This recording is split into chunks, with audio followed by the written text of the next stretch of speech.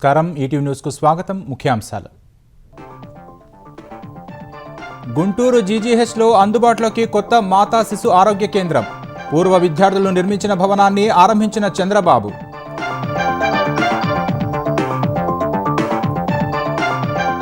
ఇతర కాలేజీల్లో పూర్వ విద్యార్థులు ముందుకు రావాలన్న సీఎం. సంపదను పంచితేనే జీవితానికి సార్థకత ఉంటుందని స్పష్టం చేసిన ముఖ్యమంత్రి.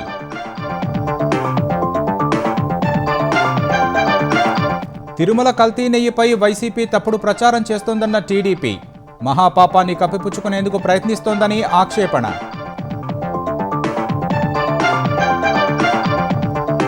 ఎమ్మెల్యే దానం నాగేందర్పై విచారణ వాయిదా వేసిన స్పీకర్. బీజేపీ ఎమ్మెల్యే మహేశ్వరరెడ్డి విజ్ఞప్తిపై ఫిబ్రవరి 18 వరకు గడువు ఇచ్చిన సభాపతి.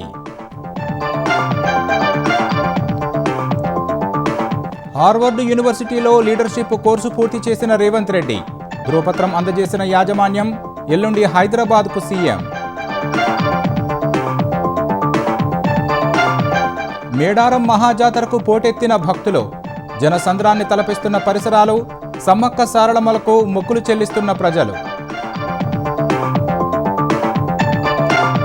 కాస్త ఆగిన బంగారం వెండి ధరల పరుగు. 10 గ్రాముల పసిడిపై 5,000 తగ్గుదల. దాదాపు 30,000 రూపాయలు తగ్గిన కిలో రజతం. క్లౌడ్, ఏఐ విభాగాల్లో మైక్రోసాఫ్ట్ పెట్టుబడులపై మదుపరుల ఆందోళన. ఒక్క సెషన్లోనే 10% తగ్గిన షేర్ల ధర.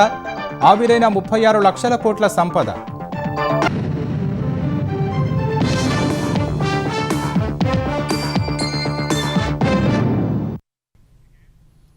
ఆర్థిక అసమానతలు తగ్గితేనే సమాజం బాగుంటుందని ఆంధ్రప్రదేశ్ ముఖ్యమంత్రి చంద్రబాబు తెలిపారు.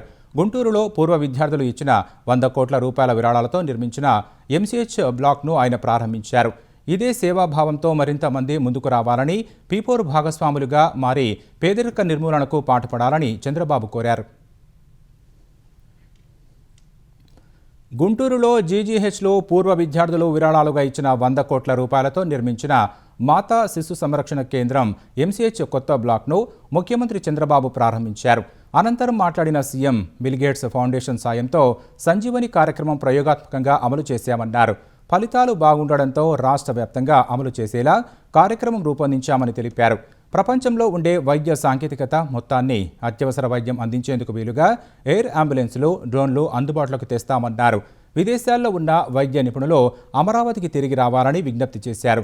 జింకానా తరపున ఎంసీహెచ్ బ్లాక్ ఏర్పాటు చేసినట్లే ఏపీలోని మిగతా కళాశాలల్లో పూర్వ విద్యార్థులు ముందుకు రావాలన్నారు.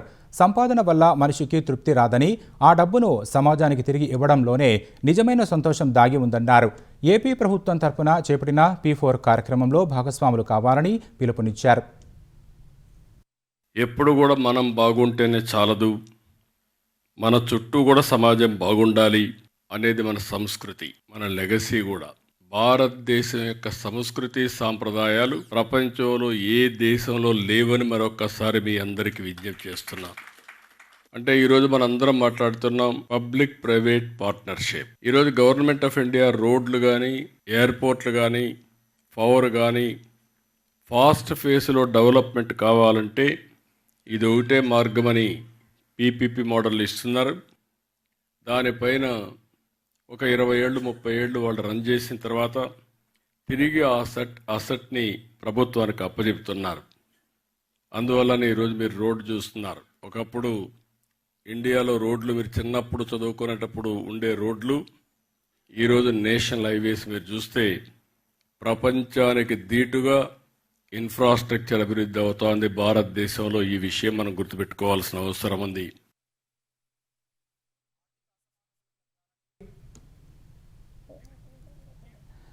ఆర్థిక అసమానతలు తగ్గాలని, పేదరికం లేని సమాజం నిర్మించాలని సీఎం చంద్రబాబు తెలిపారు. ఆర్థిక అసమానతలు తగ్గించే వ్యవస్థకు శ్రీకారం చుట్టాలన్నారు. గతంలో జన్మభూమి కార్యక్రమం అభివృద్ధికి దోహదం చేసిందని గుర్తు చేశారు.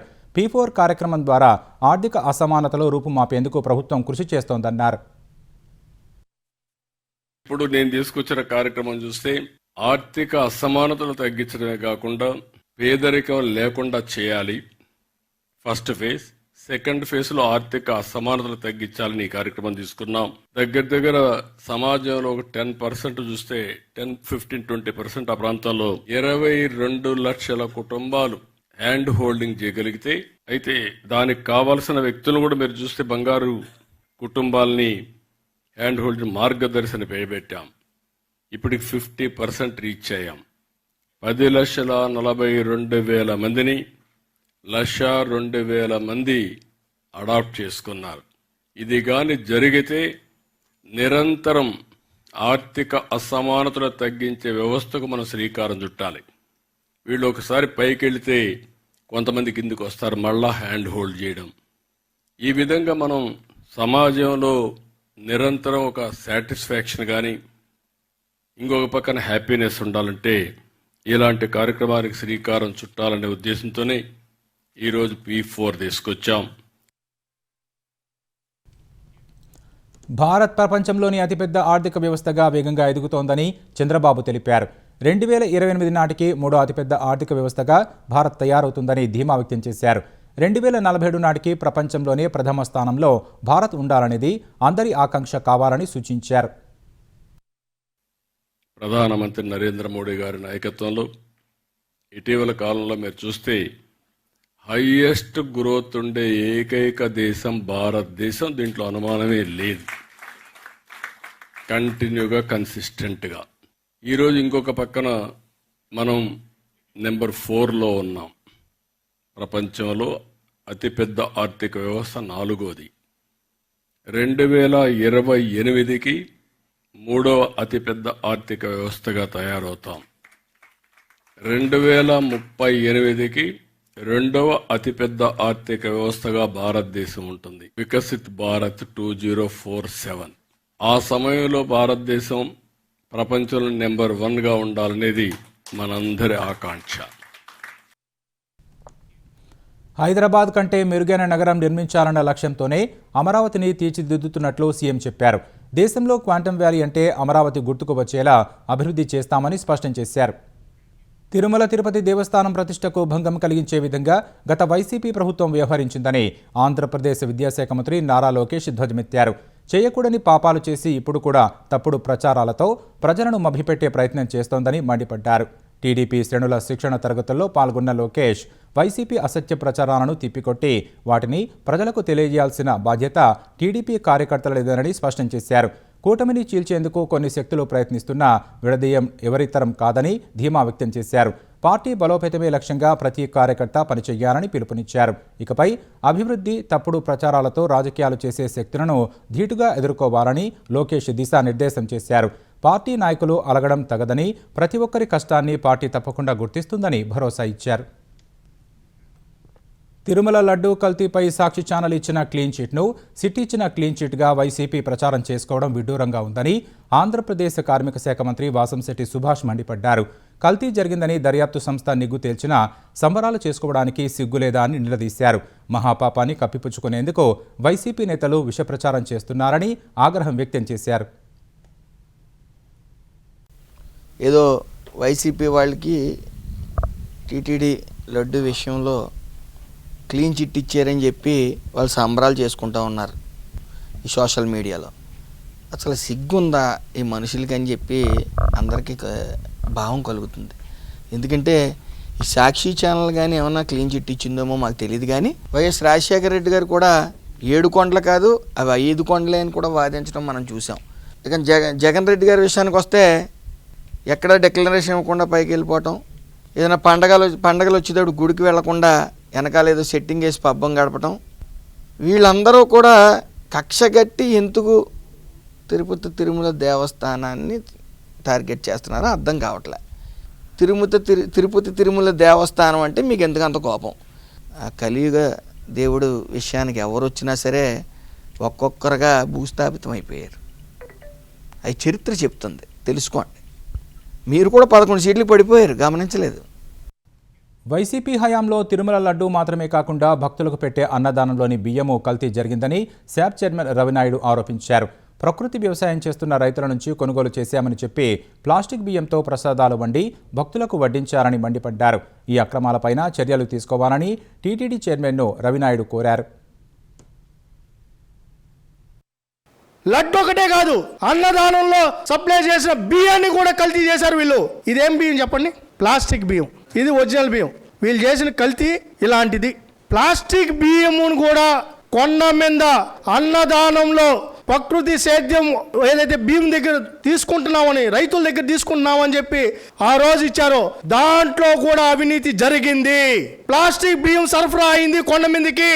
దాని మీద విచారణ చేయాలని నేను టీటీడీ బోర్డుని రిక్వెస్ట్ చేస్తున్నాం, బిఆర్ నాయుడు గారిని. బీఆర్ఎస్ నుంచి గెలిచి కాంగ్రెస్లో చేరిన ఖైరతాబాద్ ఎమ్మెల్యే దానం నాగేందర్ అనర్హత పిటిషన్పై స్పీకర్ గడ్డం ప్రసాద్ చేపట్టిన విచారణ ముగిసింది. ఎమ్మెల్యేలు పాడి కౌశిక్ రెడ్డి, ఏలేటి మహేశ్వర్ రెడ్డి వేసిన అనర్హత పిటిషన్లపై స్పీకర్ ఇవాళ విచారణ చేపట్టారు. ఈ విచారణకు బీజేపీ ఎమ్మెల్యే ఏలేటి మహేశ్వర్ రెడ్డి హాజరు కాలేదు. మున్సిపల్ ఎన్నికల దృష్ట్యా వ్యక్తిగతంగా హాజరు కాలేనని, ఫిబ్రవరి 20 తర్వాత వ్యక్తిగతంగా హాజరవుతానని స్పీకర్కు సమాచారం ఇచ్చారు. ఏలేటి అభ్యర్థనను పరిగణలోకి తీసుకున్న స్పీకర్ ఫిబ్రవరి 18 వరకు సమయం ఇచ్చారు. BRS MLA Kaushik Reddy speaker విచారణకు హాజరయ్యారు. దానం నాగేందర్పై అనర్హత వేటు వేయాలని, ఖైరతాబాద్ నియోజకవర్గానికి ఉప ఎన్నిక జరగాలని స్పీకర్ను కోరినట్లు కౌశిక్ రెడ్డి వెల్లడించారు. ఇదే సమయంలో కాంగ్రెస్, బీజేపీ ఒకే గూటి పక్షులేనన్న విషయం ఇవాళ మరోసారి రుజువైందని కౌశిక్ రెడ్డి ఆరోపించారు. రెండు పార్టీల మధ్య చీకటి ఒప్పందంతోనే అనర్హత పిటిషన్ వేసిన మహేశ్వర్ రెడ్డి విచారణకు లేదని అన్నారు. ముఖ్యమంత్రి రేవంత్ రెడ్డి హార్వర్డ్ యూనివర్సిటీలో లీడర్షిప్ కోర్సు పూర్తి చేశారు. అమెరికాలోని హార్వర్డ్ కెన్నడీ స్కూల్లో ఈ నెల 25 నుంచి 5 ఖండాల్లోని 20 దేశాలకు చెందిన 62 మందితో కలిసి రేవంత్ రెడ్డి ఉదయం 7 గంటల నుంచి సాయంత్రం 6 గంటల వరకు తరగతులకు హాజరయ్యారు. కోర్సు పూర్తి చేసిన రేవంత్ రెడ్డికి హార్వర్డ్ కెన్నడీ స్కూల్ సర్టిఫికేట్ అందజేసింది. హార్వర్డ్ యూనివర్సిటీ నుంచి సర్టిఫికేట్ కోర్సు పూర్తి చేసిన మొదటి సీఎంగా ఘనత దక్కించుకున్నారు. రేవంత్ రెడ్డి తరగతులకు హాజరు కావడం సహా అసైన్మెంట్లు, హోంవర్క్లు, గ్రూప్ ప్రాజెక్టులు పూర్తి చేశారు. ఆయన ఎల్లుండి హైదరాబాద్ రానున్నారు. అంతర్జాతీయ పరిణామాల మధ్య కొన్ని రోజులుగా రాకెట్ వేగంతో దూసుకెళ్లిన బంగారం, వెండి ధరలు ఇవాళ కాస్త తగ్గుముఖం పట్టాయి. మదుపరులు లాభాల స్వీకరణకు దిగడంతో బంగారం, వెండి ధరలు తగ్గాయి. 24 క్యారెట్ల 10 గ్రాముల పసిడి ధర ఇవాళ 5,000 రూపాయలు తగ్గి 1,74,700కు దిగివచ్చింది. ఇక నిన్న 3,99,600 రూపాయలు పలికిన కిలో వెండి ధర దాదాపు 30,000 తగ్గి ఇవాళ 3,70,000కు చేరింది. హైదరాబాద్లో 24 క్యారెట్ల 10 గ్రాముల పసిడి ధర 1,79,650 రూపాయలు పలికింది. 22 క్యారెట్ల 10 గ్రాముల బంగారం ధర 1,56,400 రూపాయలకు తగ్గింది. హైదరాబాద్లో కిలో వెండి ధర 3,91,000 రూపాయలకు దిగి వచ్చింది. అంతర్జాతీయ మార్కెట్లో ఔన్సు పసిడి ధర $5,189, ఔన్సు వెండి ధర $110 పలుకుతోంది. అటు ఫ్యూచర్స్ ట్రేడింగ్లో కూడా బంగారం, వెండి ధరలు తగ్గుదలను నమోదు చేశాయి. ఆసియా ఖండంలోని అతిపెద్ద గిరిజన జాతరగా పేరొందిన మేడారంలో ఇవాళ నిండు జాతర కొనసాగుతోంది. గద్దెలపై వనదేవతలు అంతా కొలువు తీరడంతో భక్తులు లక్షలాదిగా తరలివచ్చి అమ్మవార్లను దర్శించుకుంటున్నారు. జాతరకు తెలంగాణ, ఏపీ సహా పలు రాష్ట్రాల నుంచి భక్తులు పోటెత్తారు. జంపన్నవాగులో స్నానాలు చేసి గద్దెలపై కొలువై ఉన్న అమ్మవార్లకు మొక్కులు చెల్లించుకుంటున్నారు. వనదేవతలకు చీర, సారె, పసుపు, కుంకుమలతో పాటు బంగారంగా పిలుపుచుకునే బెల్లాన్ని మొక్కులుగా సమర్పిస్తున్నారు. భక్తుల రద్దీ దృష్ట్యా ఎలాంటి ఇబ్బందులు తలెత్తకుండా ప్రభుత్వం ఏర్పాట్లు చేసింది. ఆదివాసీ దేవతలను ఇవాళ గవర్నర్ జిష్ణుదేవ్ వర్మ దర్శించుకున్నారు. సమ్మక్క సారళమ్మలకు పూజలు చేశారు. బెల్లాన్ని నిలువెత్తు బంగారంగా సమర్పించి మొక్కులు చెల్లించుకున్నారు. మేడారం మహాజాతర రేపటి వరకు జరగనుంది. రేపు ఆదివాసీ దేవతలను గద్దెల నుంచి తిరిగి వనంలోకి తీసుకెళ్లడంతో జాతర ముగుస్తుంది.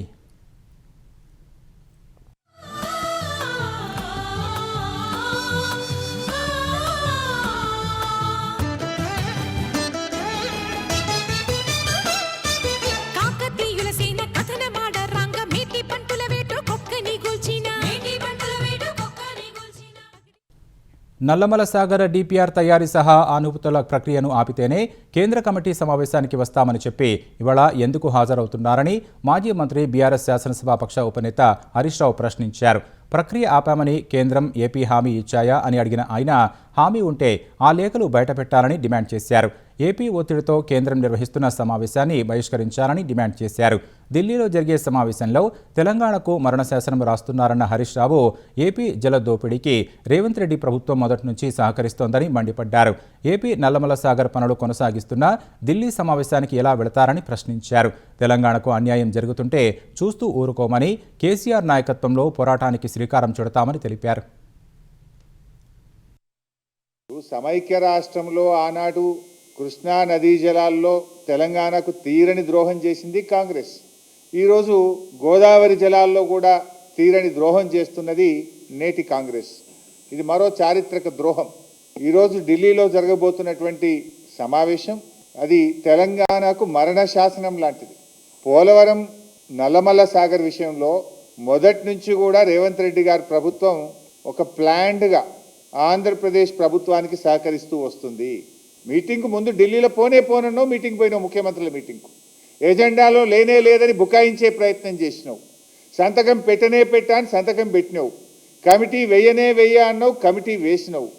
సుప్రీంకోర్టుకు పోతా అన్నావు, చెల్లని రిట్ పిటిషన్ సుప్రీంకోర్టులో వేసినావు, ఆ రిట్ వాపస్ తెచ్చుకున్నావు. పసలేని రిట్ వేసినావు. అంటే నీ న్యాయవాదులకు గెలవదా? అంతా తెలుసు. గురుదక్షిణ చెల్లించుకునే ప్రయత్నం చేస్తున్నాడు. ఇవాళ ఢిల్లీలో జరిగే మీటింగ్ కూడా ఆంధ్రప్రదేశ్ ఒత్తిడితో కేంద్ర ప్రభుత్వం నిర్వహిస్తున్న మీటింగ్ ఇది. పేరుకే జల వివాదాల మీటింగ్.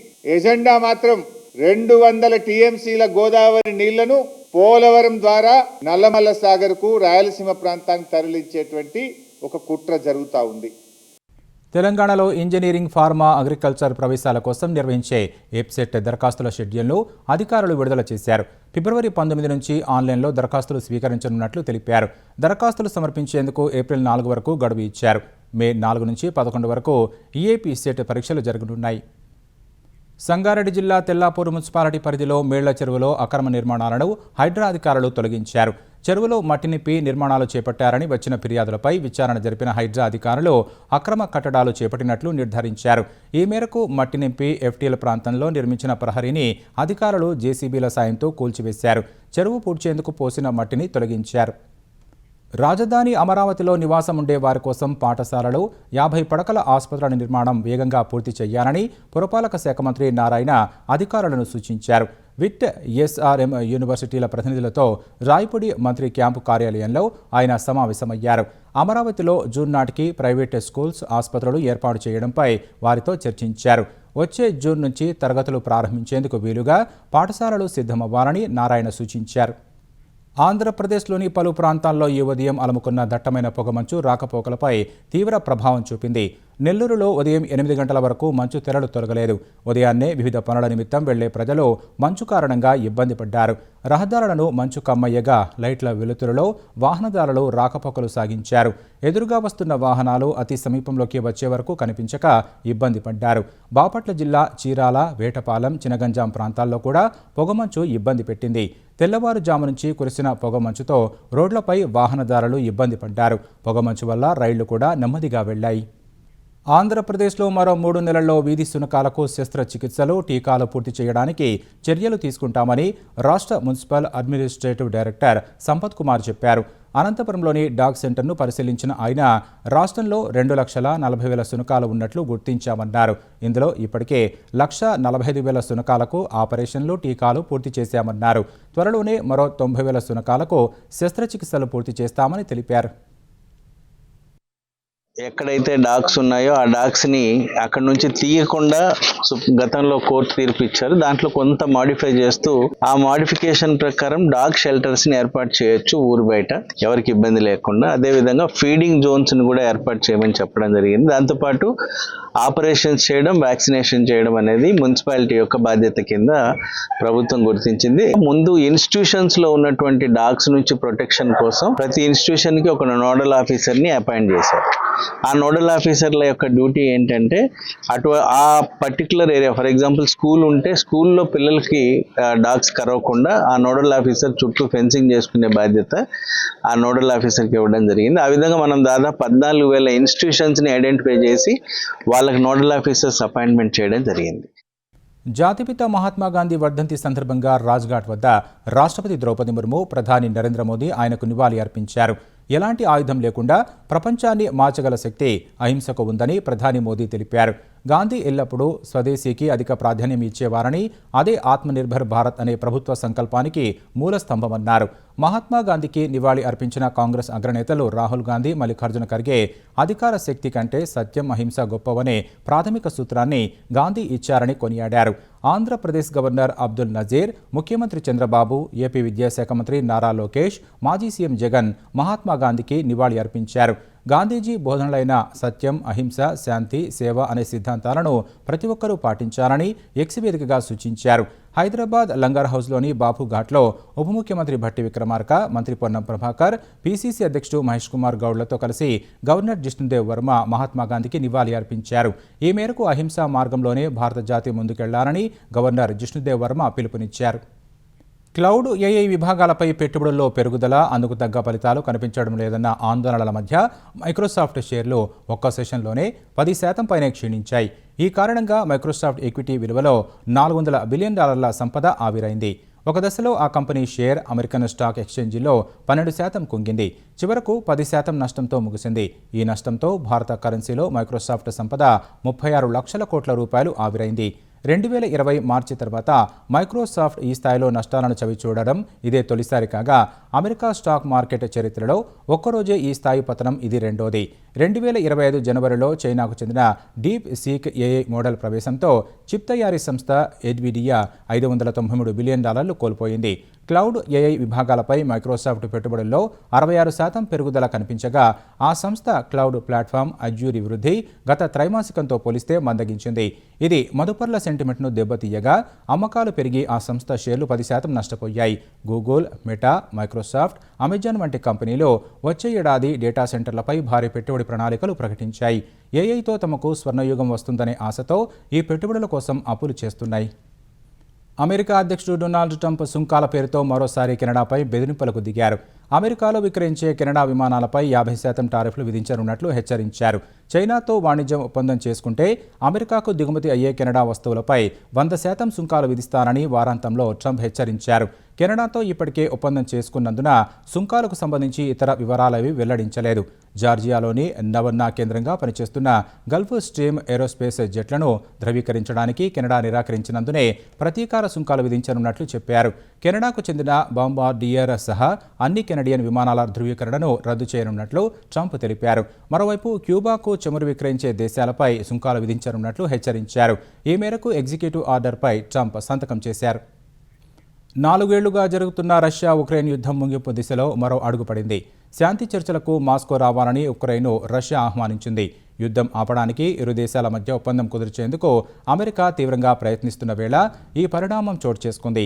ఇంధన మౌలిక సదుపాయాలపై దాడులు ఆపేందుకు రష్యా, ఉక్రెయిన్లు ఓ అంగీకారానికి వచ్చినట్లు జరుగుతున్న ప్రచారాన్ని తోసిపుచ్చిన తర్వాత క్రెమ్లిన్ ఈ ప్రకటన చేసింది. అయితే తమ ఆహ్వానంపై ఉక్రెయిన్ నుంచి ఇప్పటివరకు ఎలాంటి స్పందన లేదని క్రెమ్లిన్ అధికార ప్రతినిధి డిమిత్రీ పెస్కోవ్ తెలిపారు. గతేడాది రష్యా ఇలాగే పంపిన ఆహ్వానాన్ని ఉక్రెయిన్ తిరస్కరించింది. ప్రతిరోజు తమపై క్షిపణులతో దాడులు చేస్తున్న రష్యాతో చర్చలు జరపబోమని ఉక్రెయిన్ అధ్యక్షుడు జెలెన్స్కీ పేర్కొన్నారు. పాకిస్తాన్, బంగ్లాదేశ్ మధ్య 14 ఏళ్ల తర్వాత విమానాల రాకపోకలు తిరిగి మొదలయ్యాయి.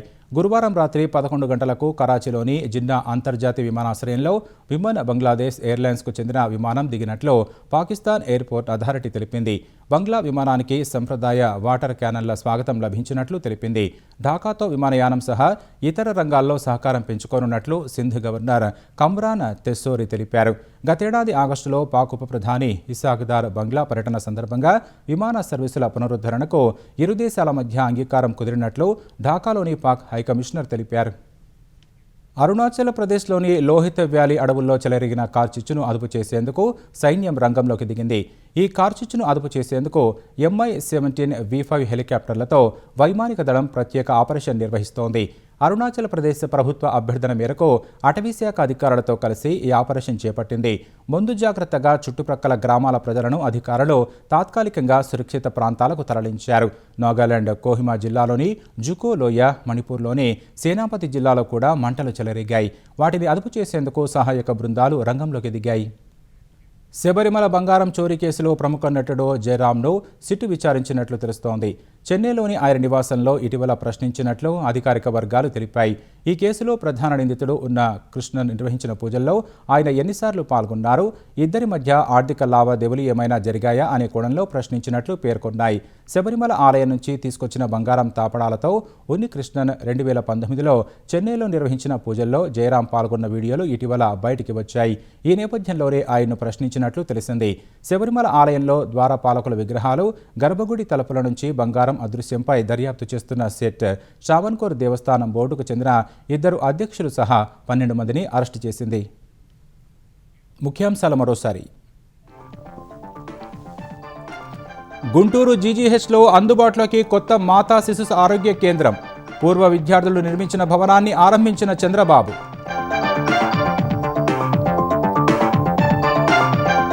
ఇతర కాలేజీల్లో పూర్వ విద్యార్థులు ముందుకు రావాలన్న సీఎం. సంపదను పంచితేనే జీవితానికి సార్థకత ఉంటుందని స్పష్టం చేసిన ముఖ్యమంత్రి. తిరుమల కల్తీ నెయ్యిపై వైసీపీ తప్పుడు ప్రచారం చేస్తోందన్న టీడీపీ. మహాపాపాన్ని కప్పిపుచ్చుకునేందుకు ప్రయత్నిస్తోందని ఆక్షేపణ.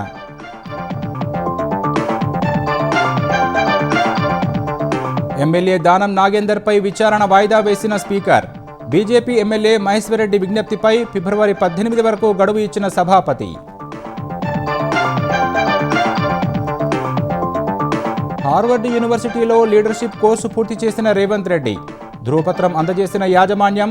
ఎల్లుండి హైదరాబాద్కు సీఎం. మేడారం మహాజాతరకు పోటెత్తిన భక్తులు. జనసంద్రాన్ని తలపిస్తున్న పరిసరాలు. సమ్మక్క సారళమలకు మొక్కులు చెల్లిస్తున్న ప్రజలు. కాస్త ఆగిన బంగారం వెండి ధరల పరుగు. 10 గ్రాముల పసిడిపై 5,000 తగ్గుదల. దాదాపు 30,000 రూపాయలు తగ్గిన కిలో రజతం. క్లౌడ్, ఏఐ విభాగాల్లో మైక్రోసాఫ్ట్ పెట్టుబడులపై మదుపరుల ఆందోళన. ఒక్క సెషన్లోనే 10% తగ్గిన షేర్ల ధర. ఆవిరైన 36 లక్షల కోట్ల సంపద.